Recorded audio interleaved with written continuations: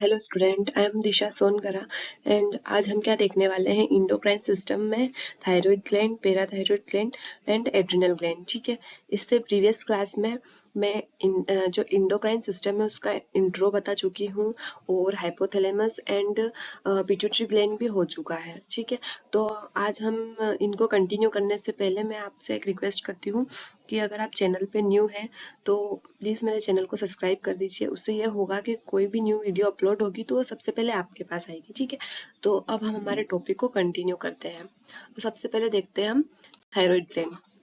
तो जो एक थायराइड ग्लैंड होती है, सबसे पहले इसकी पोजीशन कहाँ पे होती है?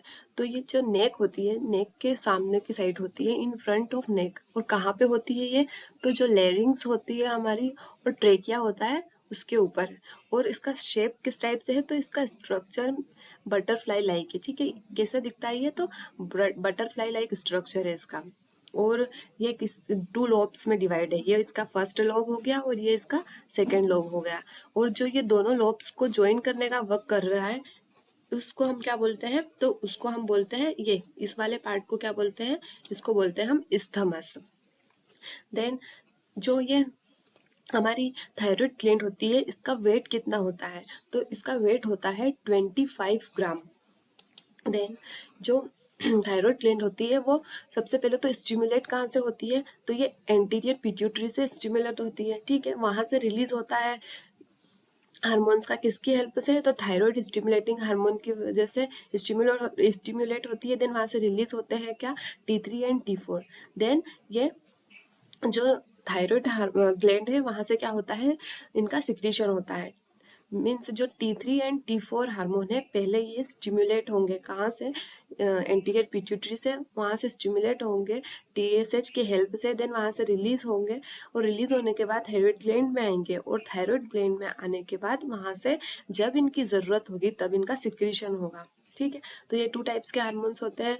फर्स्ट क्या है? तो thyroxine means T4 and try iodothyronine means T3 hormone. और ये दोनों बहुत ज्यादा इसेंशियल है। किसके लिए? एक तो हमारी नॉर्मल ग्रोथ के लिए इसेंशियल है और ऑल्सो स्पेशली फॉर स्केलेटन और नर्वस सिस्टम के लिए भी बहुत इंपॉर्टेंट है। किस उनके डेवलपमेंट के लिए बहुत ही ज्यादा इसेंशियल है ये। और एक और हार्मोन होता है इसमें थायराइड ग्लैंड में, जिसको बोलते हैं हम थायरोकैल्सिटोनिन। ये भी एक बहुत ही ज्यादा इंपॉर्टेंट रोल प्ले करता है। मीन्स इसका वर्क क्या है कि जो ये कैल्शियम लेवल होता है उसको मेंटेन करता है। किसमें? जो हमारी बोन्स होती है उसमें। मीन्स ये क्या करता है कि जैसे अगर इसको ऐसा लग रहा है कि नहीं, मेरी बोन में थोड़ा बहुत तो कैल्शियम कम लग रहा है, तो ये क्या करता है? जो ब्लड रहता है उससे जो कैल्शियम होता है उसको लेने की कोशिश करता है। ठीक है, तो उससे क्या होता है कि जो बोन है उसका कैल्शियम तो मेंटेन रहता है पर फिर ब्लड में दिक्कत आ जाती है।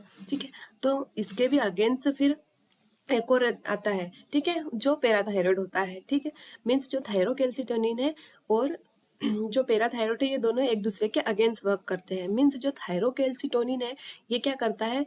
ये बोन में कैल्शियम को मेंटेन करके रखता है, उसको इंक्रीज करके रखता है। और वहीं जो ब्लड होता है, ब्लड में ये क्या करता है? कैल्शियम को डिक्रीज करने का काम करता है। कैसे? क्योंकि बोन के कैल्शियम को मेंटेन करने के चक्कर में ये ब्लड से कैल्शियम ले लेता है। ठीक है, तो ये सब क्या था? हमारा थायराइड ग्लैंड।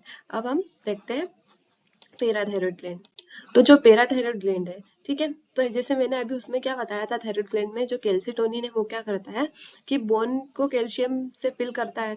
तो पैराथायराइड ग्लैंड फिर उसके अगेंस्ट वर्क करता है। ये क्या करता है कि अपना जो ब्लड होता है, ब्लड में कैल्शियम को फुलफिल करता है। ठीक है, मीन्स जैसे बोन में इंपॉर्टेंस है तो ब्लड में भी इंपॉर्टेंस होती है।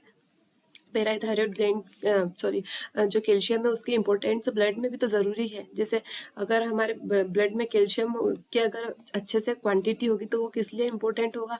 तो जो मसल्स कॉन्ट्रेक्शन होता है, हमारे हमारे मसल्स जितने भी कॉन्ट्रैक्ट होते हैं वो किसकी हेल्प से होते हैं? तो कैल्शियम का एक इम्पोर्टेंट रोल होता है उसमें। जब हम मसल्स कॉन्ट्रेक्शन का एक अलग ही चैप्टर है, उसको हम समझेंगे तो उसमें मैं बताऊंगी कि कैल्शियम किस टाइप से इम्पोर्टेंट रोल प्ले करता है।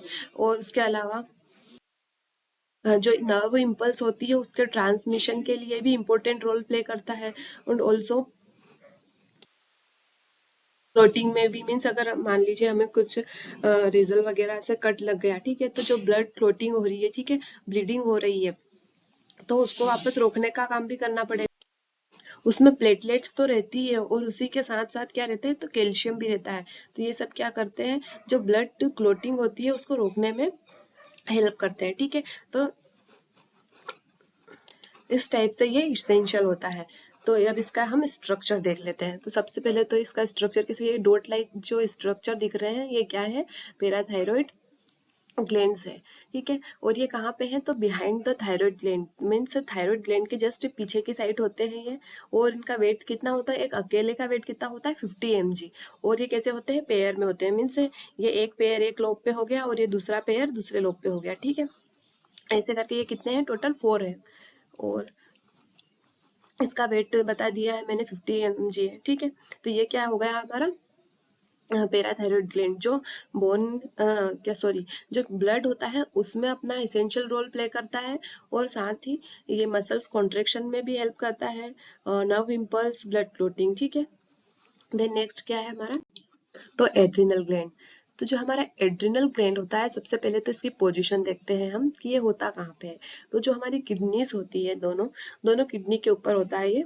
ठीक है, और इसका शेप किस टाइप से है, तो ये पिरामिड शेप है, दिख रहा है आपको, पिरामिड लाइक स्ट्रक्चर है। ठीक है, तो इसका स्ट्रक्चर किस टाइप से, पिरामिड है। और ये इसमें 2 टाइप्स की लेयर्स होती है। ठीक है, एक इनर लेयर होती है और एक आउटर लेयर होती है। जो इनर लेयर होती है उसे हम बोलते हैं मेड्यूला। ठीक है, एड्रिनल मेड्यूला। और जो आउटर लेयर होती है उसे बोलते हैं कॉर्टेक्स, एड्रिनल कॉर्टेक्स। ठीक है, और इन दोनों के ही अपने अपने इसेंशियल फंक्शन होते हैं। ठीक है, वो भी हम समझेंगे। उससे पहले और स्ट्रक्चर इसमें क्या है, तो इसकी जो 5 सेंटीमीटर ये वाइड होता है। ठीक है, इस टाइप से वाइड होता है। और हाइट मीन्स ये कितना लॉन्ग होता है, तो 3 सेंटीमीटर लॉन्ग होता है। और वेट कितना होता है इसका, तो 5 ग्राम वेट होता है। ठीक है, और नेक्स्ट हम चलते हैं कि एड्रिनल मेड्यूला क्या होता है। ठीक है, तो जो एड्रिनल मेड्यूला होता है वो किससे सराउंडेड रहता है, तो जो हमारा एड्रिनल कोर्टेक्स लेयर होती है उससे सराउंड रहता है, क्या, हमारा एड्रिनल मेड्यूला। ठीक है, और इसमें 2 मेन हार्मोन्स का सिक्रीशन होता है। ठीक है, कौन से, तो एड्रेनलिन और एपिनेफ्रिन।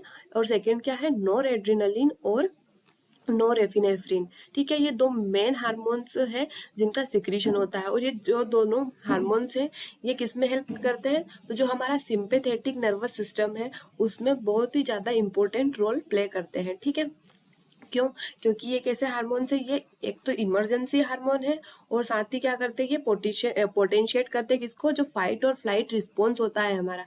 मीन्स मान लीजिए हम रोड पे चल रहे हैं, ठीक है, और अचानक से कोई कुत्ता हमारे पीछे पड़ गया, तो अचानक से हम तेज भागने लग जाएंगे, है ना। तो जो ये तेज भागने वाला रिस्पॉन्स है ये किसकी हेल्प से है, तो एड्रेनलिन और नॉर एड्रेनलिन की हेल्प से है। ठीक है, अचानक से हमारी हार्ट बीट बहुत ज्यादा तेज हो जाना। ठीक है, सामने से अचानक कोई आ गया और अचानक हम डर जाते हैं। ठीक है, तो उसमें भी क्या होता है, अचानक हमारी हार्ट बीट तेज हो जाती है, ब्लड प्रेशर इंक्रीज हो जाता है। ठीक है, तो ये सब किसके वजह से होता है, तो हमारे जो एड्रेनलिन और नॉर एड्रेनलिन हार्मोन है ये बहुत ही इंपॉर्टेंट रोल प्ले करते हैं इन सब में।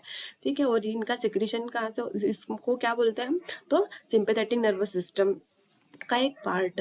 और जो ये एड्रेनलिन और नॉर एड्रेनलिन होते हैं ये कैसे वर्क करते हैं, तो न्यूरोट्रांसमीटर के फॉर्म में हेल्प करते हैं ये।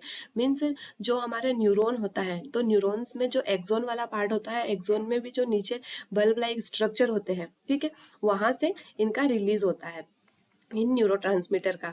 तो उस वाले पार्ट को क्या बोलते हैं हम, पोस्ट गैंग्लियोनिक। ठीक है, इसीलिए इनको क्या बोलते हैं हम, पोस्ट गैंग्लियोनिक न्यूरोट्रांसमीटर। मींस इनका लास्ट एक्सोन और जो बल्ब लाइक स्ट्रक्चर है वहां से इनका रिलीज होता है, इसीलिए इसको हम क्या बोलते हैं, पोस्ट गैंग्लियोनिक न्यूरोट्रांसमीटर। जैसे इसके फंक्शन दिए कि जब इमरजेंसी हार्मोन किस टाइप से है ये, तो इसमें क्या होता है, हार्ट रेट इंक्रीज हो जाती है, ब्लड प्रेशर इंक्रीज होता है, और जो diverting the blood to the essential, ये डाइवर्ट करता है इसेंशियल ऑर्गन्स पे ब्लड, और जो मेटाबॉलिक रेट रहती है वो भी इंक्रीज हो जाती है। ठीक है, तो ये सब किसकी हेल्प से होती है, मीन्स इसमें इन किसका रोल रहता है मेन, तो एड्रेनलिन और एपिनेफ्रिन और नॉर एड्रेनलिन और नॉर एपिनेफ्रिन का मोस्ट इंपोर्टेंट रोल रहता है। ठीक है, अब नेक्स्ट चलते हैं हम एड्रिनल कॉर्टेक्स पे। तो एड्रिनल कॉर्टेक्स की ऐसी लेयर होती है, तो ये आउटर लेयर होती है, और ये क्या करती है, तो ये जो स्टेरॉइड हार्मोन्स होते हैं उनको प्रोड्यूस करने का वर्क करती है, ठीक है। और उसको हम कलेक्टिवली क्या बोलते हैं, तो एड्रिनोकोर्टिकोइड्स, ठीक है। और ये इसमें 3 टाइप्स के हार्मोन्स का सिक्रीशन होता है। फर्स्ट क्या है, तो ग्लूकोकोर्टिकोइड्स, देन सेकंड क्या है, तो mineralocorticoids, and third one is sex hormone, ठीक है। तो फर्स्ट हम देखते हैं ग्लूकोकोर्टिकोइड्स क्या होता है। तो ये जो ग्लूकोकोर्टिकोइड्स है, ये क्या है, बहुत इसेंशियल है लाइफ के लिए, जो हमारा मेटाबॉलिज्म है उसको रेगुलेट करने के लिए है, बहुत ज़्यादा इसेंशियल है। इन्फ्लेमेटरी एक्शन भी शो करते हैं, और ऑल्सो इम्यून रिस्पॉन्स भी शो करते हैं, और जो स्ट्रेस कंडीशन आ जाती है उसमें भी अपना रिस्पॉन्स शो करते हैं, ठीक है। कौन, ग्लूकोकोर्टिकोइड्स। और ये स्टिमुलेट ये भी कहाँ से होते हैं, तो ये भी एंटीरियर पिट्यूटरी से रिलीज होते हैं, किसकी हेल्प से, एसीटीएच, एड्रिनोकोर्टिकोट्रोपिक हार्मोन्स की हेल्प से, और बाय स्ट्रेस से भी रिलीज होता है, किनका, ग्लूकोकोर्टिकोइड्स का, ठीक है। इसमें ये क्या रोल करते हैं, तो इसमें हाइपरग्लाइसेमिया होता है, मीन्स जो ग्लूकोज का लेवल होता है वो इंक्रीज हो जाता है, या फिर लिपोलिसिस, मीन्स जो ग्लाइकोजन होते हैं उनका ब्रेक डाउन होकर क्या बनते हैं, ग्लूकोज बनते हैं, ठीक है। मीन्स यहाँ पे क्या होती है, जो एनर्जी होती है उसका कंजर्व होता है, या फिर लिपोलिसिस मीन्स इसमें क्या होता है, तो ब्रेक डाउन होता है किसका, तो जो ट्राइग्लिसराइड होता है उनका फैटी एसिड्स में ब्रेक डाउन होता है, किसमें, जो हमारा लिपोलिसिस है इसमें। और हाइपरग्लाइसेमिया में क्या होता है, तो इसमें जो ग्लाइकोजन होते हैं उनका ब्रेक डाउन होता है किसमें, तो ग्लूकोज में, या फिर बोल सकते हैं सिंपल शुगर में ब्रेक डाउन होता है, ठीक है। इसलिए इसमें क्या, हमको एनर्जी मिलने के लिए रिस्पॉन्सिबल होता है, इसमें क्या होता है, एनर्जी मिलती है, ठीक है। देन नेक्स्ट क्या है, तो मिनरलोकोर्टिकोइड क्या है, तो ये मोस्ट इम्पोर्टेंट जो हार्मोन रहता है उसका सिक्रीशन करता है, कौन सा, एल्डोस्टेरोन, ठीक है। एल्डोस्टेरोन जो रेनिन होता है उसके साथ मिलके, मीन्स रास हो गया ये, रेनिन, एंजियोटेंसिन, एल्डोस्टेरोन सिस्टम, ये क्या करता है, ये इंपॉर्टेंट रोल प्ले करता है, किसमें, तो हमारी किडनी में। इसमें क्या होता है, जो वाटर और इलेक्ट्रोलाइट्स रहते हैं उनका रीएब्जॉर्प्शन होता है किडनी में, ठीक है। अब वो क्यों होता है, किस टाइप से होता है, वो मैं और अच्छे से आपको मीन्स समझाऊंगी, डिस्क्राइब करूंगी, किसमें, जब हमारा यूरिनरी सिस्टम पढ़ेंगे, हम एक्सक्रीटरी सिस्टम पढ़ेंगे, तब मैं और अच्छे से आपको इसको डिस्क्राइब करूंगी, ठीक है। बस अभी इसमें हम ये समझ लेते हैं कि एल्डोस्टेरोन किस में हेल्प करता है, तो ये रेनिन के साथ मिलकर किडनी में एक इंपॉर्टेंट रोल प्ले करता है, किसका, तो वाटर और इलेक्ट्रोलाइट्स का रीएब्जॉर्प्शन करता है, ठीक है। और ऑल्सो इससे क्या करता है ये, तो जो हमारा ब्लड प्रेशर रहता है उसको भी इंक्रीज करके रखता है, किसकी हेल्प से, ये जो वाटर और इलेक्ट्रोलाइट्स का रीएब्जॉर्प्शन हो रहा है उससे क्या होगा, हमारा ब्लड प्रेशर मेंटेन रहेगा, और अगर वो स्लो थोड़ा सा कम हो गया तो वो इंक्रीज हो जाएगा, ठीक है, किसमें, मिनरलोकोर्टिकोइड में। और लास्ट वन क्या है, तो सेक्स हार्मोन, इसको और क्या बोलते हैं हम, गोनिडोकोर्टिकोइड्स, ठीक है। और ये किसका सिक्रीशन करता है, तो जो एंड्रोजन हार्मोन रहते हैं उनका सिक्रीशन करता है, ठीक है। तो अब हम नेक्स्ट क्लास में जो हमारे बच चुके हैं जितने भी ग्लैंड्स, उन सबको हम कंप्लीट कर लेंगे, ठीक है। अगर आपको कोई भी डाउट हो तो प्लीज मुझे कमेंट करके बताएं, तो मैं उसको बताऊं आपको, और भी कोई भी प्रॉब्लम हो तो प्लीज आप बता सकते हैं। Thank you.